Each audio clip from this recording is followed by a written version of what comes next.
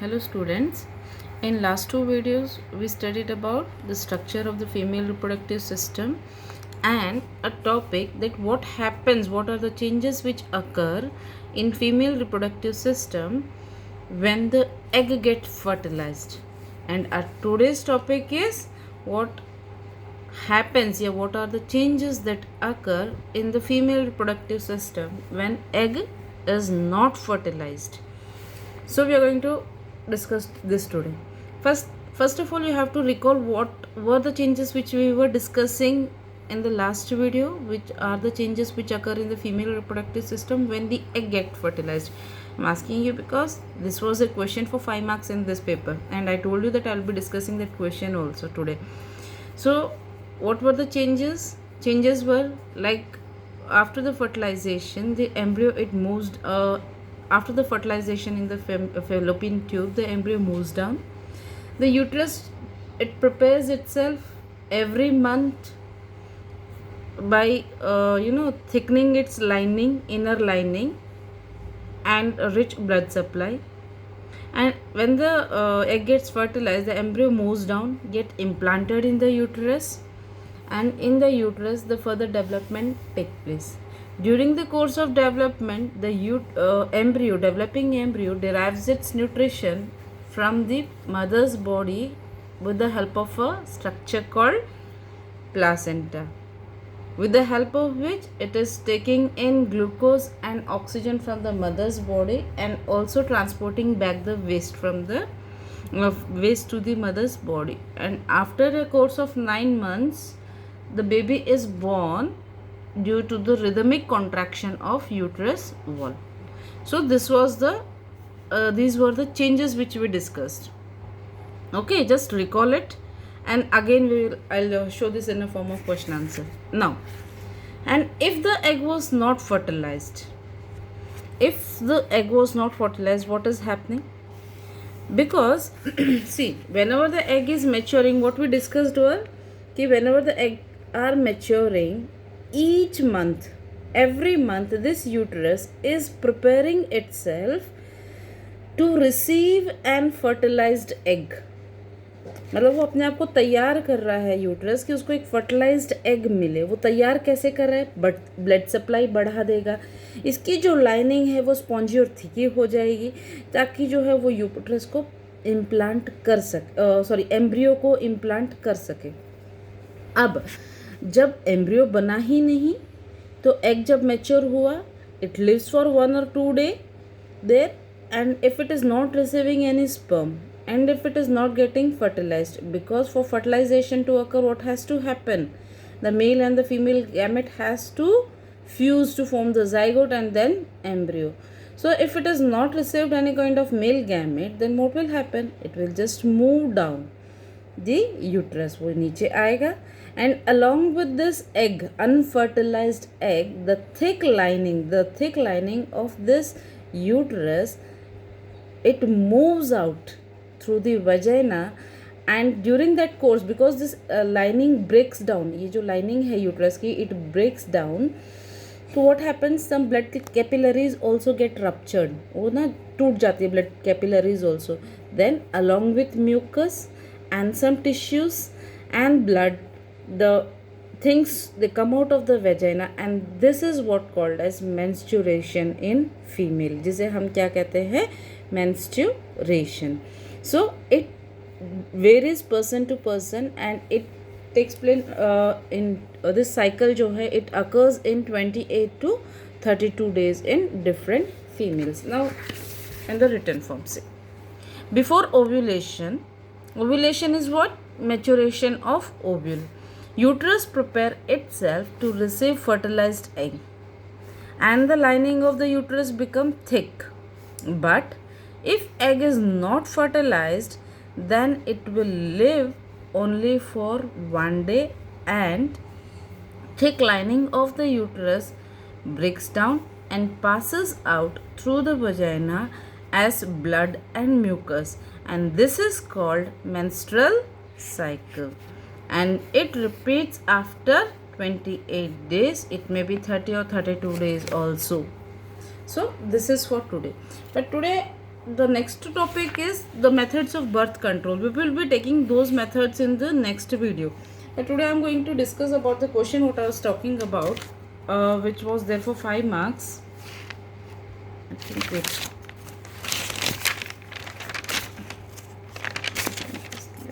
Yes. See. List the sequence of events in the uterus of human female from the fertilization of egg till childbirth. पूरा question है. इसके दूसरा part है state the changes that are observed in the uterus if fertilization of egg does not occur. This is what we have just discussed कि ये ही लिखना था आपने, ये जो चीज़ें हमने अभी इधर मेंशन की हैं. And the other one is कि जो चेंजेस जो पहले हमने डिस्कस किया था, बट ओनली थिंग इज़ जो जितना भी हमने लिखा है प्लासेंटा का फंक्शन और सारी चीज़ें उसको कंपाइल करना था. अब यहाँ पे प्रॉब्लम ये है कि बच्चे ये नहीं डिसाइड कर पाते कि पार्ट्स में जब दिया है तो कौन सा क्वेश्चन किस मार्क का है. इट वॉज फॉर 3+2, ये 3 मार्क्स का, ये 2 मार्क्स का. And when they are asking this for 3 marks they are expecting at least 6 points from you, कि half marks for each point. This is what the marking scheme of CBSE. So I'll show you the answer and you have to write it down. You have to note this question and then you have to write down the answer also. See, I have written this. You have to note down the question wherever your topic is completed, and please note down this in your notebook. Then note down the answer. The first point for this is the uterus prepare itself with the development of a thick lining which is richly supplied with blood to nourish the growing embryo, जो अभी मैंने discuss किया आपसे. Then second point is the embryo gets nutrition from the mother's body with the help of placenta. Third point, disc-like structure in the uterine wall contains villi on the embryo side of the tissue and blood spaces from the mother side. तो ये जो है this is about the placenta, जो हमने इनको parts में किया है. If they are asking only for what is the function of placenta या और what is the structure of placenta, तो वो पॉइंट इधर ऐड कर दिया है. कुछ बाहर से नहीं लिखना है, कुछ अपनी कहानियाँ नहीं बनानी. ये सब एनसीईआरटी उठा के देखो, एज इट इज़ ये सारी लाइन्स लिखी हुई हैं. It passes glucose and oxygen from mother to the embryo and waste substance from the embryo to the mother. The child gets developed inside the mother's body in 9 months and is born as a result of rhythmic contraction of the muscles in the uterus. So this is what you have to write for 3 marks, each points carrying half mark. ठीक है, तो आपको ये इसको note down करना है अपनी ही notebook में, जहाँ पे भी ये लिखा है उसको. बच्चे देखो सेकंड क्वेश्चन क्या था इसके ऑप्शन में, state the changes that are observed in the uterus if fertilization of egg does not occur. तो इसमें दिस इज फॉर 2 मार्क्स. इसमें सिर्फ इतना ही लिखना था दैट द यूट्रस लाइनिंग जो है it breaks down and it comes out through vagina in the form of blood and mucus, वो फॉर 2 मार्क्स. देन देखो ऑप्शन में क्वेश्चन है, इसी चैप्टर का ऑप्शन में है what is vegetative propagation and list 3 advantages. तो आई थिंक मैंने 4 लिखवाए हुए हैं आपको, कोई भी 3 आप उसमें से लिख सकते हो. वेजिटेटिव प्रोपगेशन की डेफिनेशन इसमें लिखनी है. And name 2 methods employed to grow new plants through vegetative propagation. देखो इन्होंने कहा 2 मेथड, आपकी एनसीईआरटी में कहीं पे भी ये 2 वर्ड्स यूज़ किए हुए नहीं है, cutting and grafting, but I still showed you in the form of an activity. एक एक्टिविटी के फॉर्म में कटिंग, मनी प्लांट वाली एक्टिविटी है. पेज पलट के देखिए आप, मनी प्लांट वाली जो एक्टिविटी है वो कटिंग का एग्जाम्पल है. तो मैंने आपको 3 करवाए थे, कटिंग, ग्राफ्टिंग और लेयरिंग. तो कोई भी 2 लिखने हैं, सिर्फ नाम पूछा है उसमें और कुछ नहीं लिखना है. ठीक है, इसके बाद next one is explain giving reasons why more complex organism cannot give rise to a new individual through regeneration. I think ये इन टेक्स्ट क्वेश्चन है और वो डायरेक्ट क्वेश्चन आपकी टेक्स्ट बुक से उठ के आया हुआ है. तो इसीलिए इन टेक्स्ट क्वेश्चंस को बेटर रहता है हमेशा क्वेश्चन आंसर फॉर्म में लर्न कीजिए.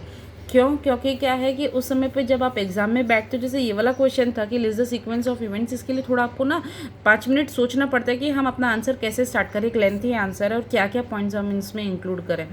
लेकिन ये इस तरह के क्वेश्चंस जो डायरेक्ट क्वेश्चंस होते हैं, अगर आप इनको क्वेश्चन आंसर के फॉर्म में ही लर्न करते रहते हो साथ के साथ अपने टेक्स्ट बुक भी, जब भी आपके चैप्टर कंप्लीट होते हैं इन क्वेश्चन आंसर्स को, तो आपको एक सेकंड भी नहीं सोचना है, फटाफट पेन उठा के आप उस आंसर को कंप्लीट कर सकते हो, क्योंकि आपको पता है कि जो मटेरियल आपने तैयार कर रखा है दैट इज सफिशिएंट।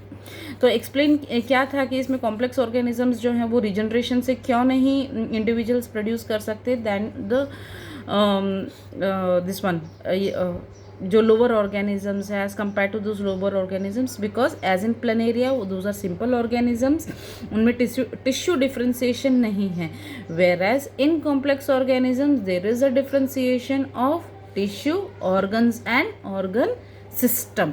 एक पूरा स्पेसिफिक डिफ्रेंसिएशन है and different cells are specialized for particular function. तो इसीलिए व्हेन इतनी कॉम्प्लेक्सिटी बढ़ने के बाद simple cells can not give rise to those many type of tissues and that is why they can not reproduce by regeneration. ठीक है, तो आप इनको इस तरह के क्वेश्चंस को ना डायरेक्ट साथ साथ जो है लर्न कीजिए, इस क्वेश्चन को लिखिए। दूसरी चीज़ कि आप देखिए, अब आप जो कह रहे हैं कि आप सोच भी नहीं सकते होंगे कि फीमेल रिप्रोडक्टिव सिस्टम में ये वाला जो पोर्शन है पेज नंबर 138 है, ठीक है, और आपका जो ये आंसर है ये देखो यहाँ से स्टार्ट होता है जो सीबीएसई का answer, uterus prepare itself every month से लेकर के यहाँ तक आपने पॉइंट्स निकाले हुए हैं 5-6, ठीक है। तो इसलिए बच्चे में आपको और डायरेक्ट यही लैंग्वेज उनकी आंसर की में होती है कि यही लैंग्वेज होती है, इसके अलावा कुछ चेंज नहीं होता, कुछ बाहर से नहीं होता। इसलिए मैं आपको बार बार कहती हूँ कि आप है ना एनसीईआरटी पढ़िए, एनसीईआरटी पढ़िए, जो आपको एक्सप्लेनेशन हो जाए उसी टॉपिक से रिलेटेड एनसीईआरटी पढ़े। एक बार नहीं समझ में आएगी, आपको ये भी नहीं समझ में आएगा कि इसमें से क्या क्वेश्चन बन पा रहा है। एक बार नहीं आ रहा, 2 बार में आपको आएगा, थोड़ा से भी 3 बार में और बेटर होगा। बार बार पढ़िए, ठीक है, ऐसे मत छोड़ो एनसीईआरटी ब्लैंक। देखो मैं आपको बताती हूँ, अब जैसे लॉकडाउन से पहले जो मेरी एनसीईआरटी जो टेक्स्ट बुक है जो मैं यूज़ करती हूँ वो मेरे स्कूल के लॉकर में है। I am not having that now with me and this is the text book which I borrowed from a student who recently gave his 10th exams. अभी 10th एग्जाम थे, पूरी बुक में एक pencil का निशान नहीं है। So I am surprised what the student would have studied in the whole year. पूरे साल में क्या पढ़ा आपके पास और कौन सी बुक है? एनसीईआरटी से अच्छा कुछ नहीं है। एनसीईआरटी के अलावा कोई चीज़ नहीं ऐसी नहीं जो आपको अच्छे मार्क्स स्कोर करने के लिए, who are aiming for very good scoring, just go and read your NCERT again and again, go through it every line, try to find one question कि हर लाइन में क्या क्वेश्चन बन सकता है, किस तरह के क्वेश्चन बन सकते हैं। Nothing is out of this NCERT, ठीक है बच्चे, just focus on your NCERT, read your NCERT, underline the important points which you're not understanding, you ask those questions. Okay students, okay, thank you for today. We'll discuss about the birth control methods in the next video. Thank you.